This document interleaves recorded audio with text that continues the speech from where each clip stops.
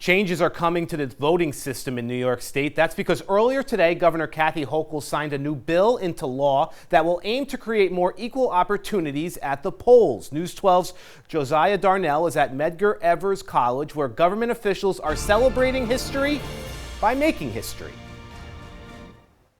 Elected officials, advocates, and community leaders joining together today to celebrate Juneteenth and to witness the signing of the John R. Lewis Voting Rights Act of New York.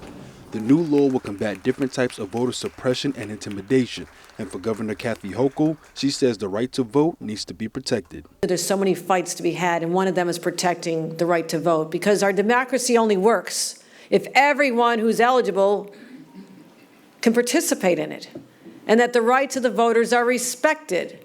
According to Assemblymember Latrice Walker, one example of voter suppression is the relocation of voting sites. To address that and other acts that threaten the voting rights of a protected class, the law will require any changes to election policies or practices to go through a pre-clearance process. Instead of having to go to court or go to the Board of Elections after the act has already been committed, we have a pre-clearance provision that any changes to our voting apparatus or processes have to be pre-cleared by the New York State Attorney General. State Senator Zellner Meyer also adds that the law aims to protect people of color and those who struggle with understanding English while trying to vote. What we have seen, unfortunately, is that if you're a member of those communities, our election system hasn't always been set up to maximize your participation.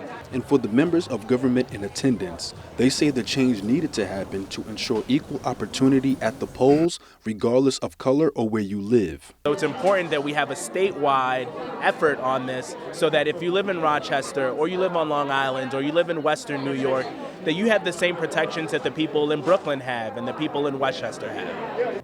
Elected officials say that this new piece of legislation that has been passed will go into effect in July of next year.